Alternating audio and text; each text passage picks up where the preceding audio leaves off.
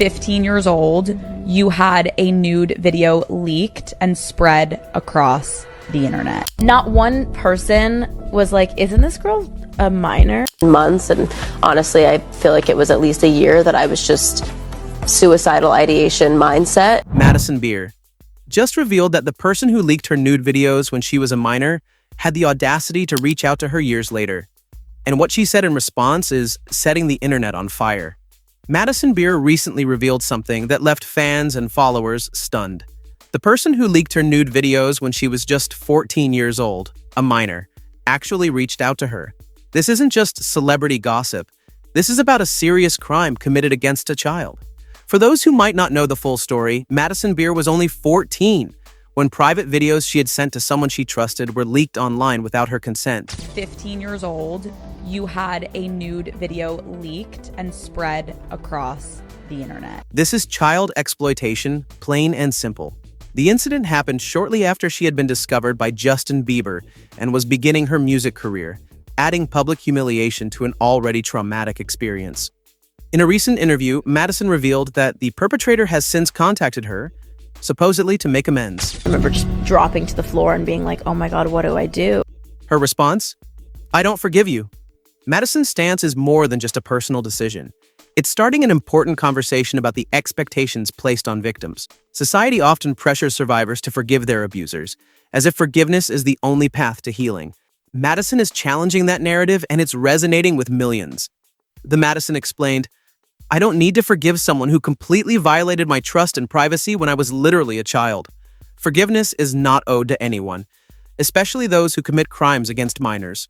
Her words have sparked thousands of comments from other survivors who have felt the same pressure to forgive, whether from family members, religious communities, or society at large.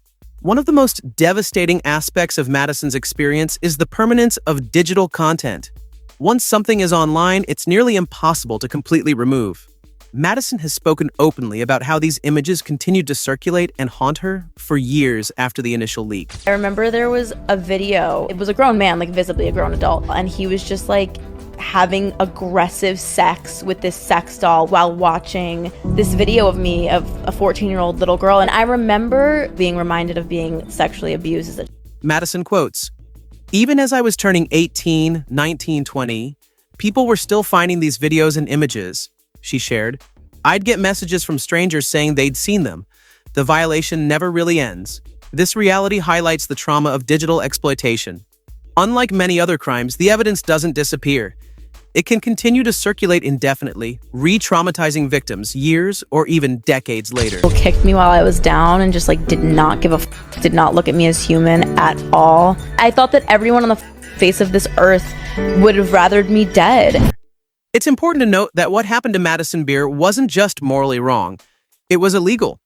Distribution of explicit images of minors is a federal crime in the United States, regardless of how the images were obtained. Despite this, many perpetrators of these crimes face few or no consequences. In Madison's case, it appears the person responsible was never held legally accountable for their actions. This highlights a significant gap in our justice system when it comes to digital crimes, especially those involving minors. Legal experts point out that laws are still catching up to the digital reality we live in. Many revenge porn and digital exploitation laws have only been enacted in the past decade, and enforcement remains inconsistent. Madison's story also illuminates the complex power dynamics that often exist in these situations. As a young aspiring artist in the music industry, Madison was particularly vulnerable to exploitation.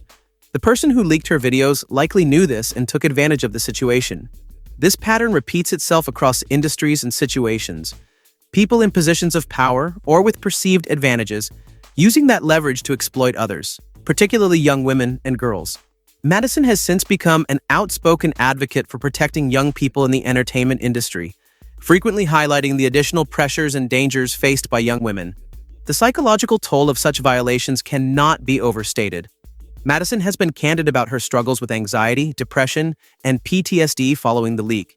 In previous interviews, she's discussed contemplating suicide and the years of therapy required to process the trauma. Months, and honestly, I feel like it was at least a year that I was just suicidal ideation mindset.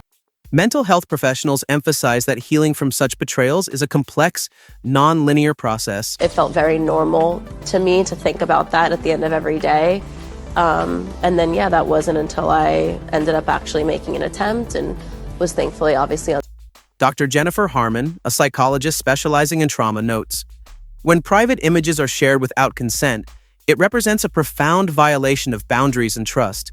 The healing process is deeply personal, and forgiveness is not a necessary component of that journey. Madison's refusal to forgive her abuser represents a healthy boundary, one that she has every right to maintain. The reaction to Madison's revelation has been overwhelmingly supportive. Countless fans and fellow survivors have praised her courage in standing firm and refusing to offer forgiveness that isn't deserved. Comments like, "You don't owe your abuser anything," and "Standing your ground is an act of self-respect," have flooded social media platforms. Her stance has clearly resonated with many who have felt pressured to forgive people who have harmed them. However, there has also been some criticism, primarily from those who believe forgiveness is essential for personal healing. These comments reflect the deeply ingrained societal belief that victims should forgive to move on. Precisely the narrative Madison is challenging. There are valuable lessons we can all take from Madison's experience. For parents and educators, it underscores the importance of teaching digital literacy and privacy to young people, while emphasizing that victims are never to blame for their exploitation. For lawmakers and tech companies, it highlights the urgent need for better protections and more effective removal processes for exploitative content. For society at large, it challenges us to reconsider how we think about forgiveness and to stop placing the burden of emotional labor on victims. And for survivors of similar violations, Madison's stance offers permission to set boundaries without guilt or shame. Madison Beer has not allowed this traumatic experience to define her. Started having these conversations in private, and I started realizing that everyone is actually struggling and no one is as happy as they seem. I was like, we have to talk about this. Despite the violation she experienced, she has built an impressive career as a singer, songwriter, and influencer. Her resilience is remarkable, but it shouldn't have been necessary. No 14-year-old should have to develop resilience in response to sexual exploitation. No young person should have their private moments exposed to the world without consent.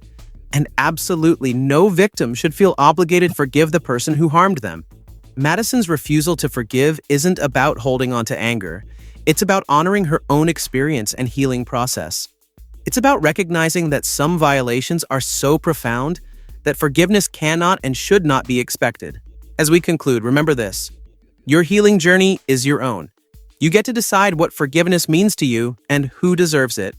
Madison Beer's story isn't just about a celebrity scandal. It's about reclaiming power after it's been taken from you and defining your own path forward. If you or someone you know has experienced similar violations, resources are available. Organizations like the Cyber Civil Rights Initiative offer support for victims of non-consensual pornography and can help with content removal and legal guidance. Don't forget to subscribe, Fame and Fire.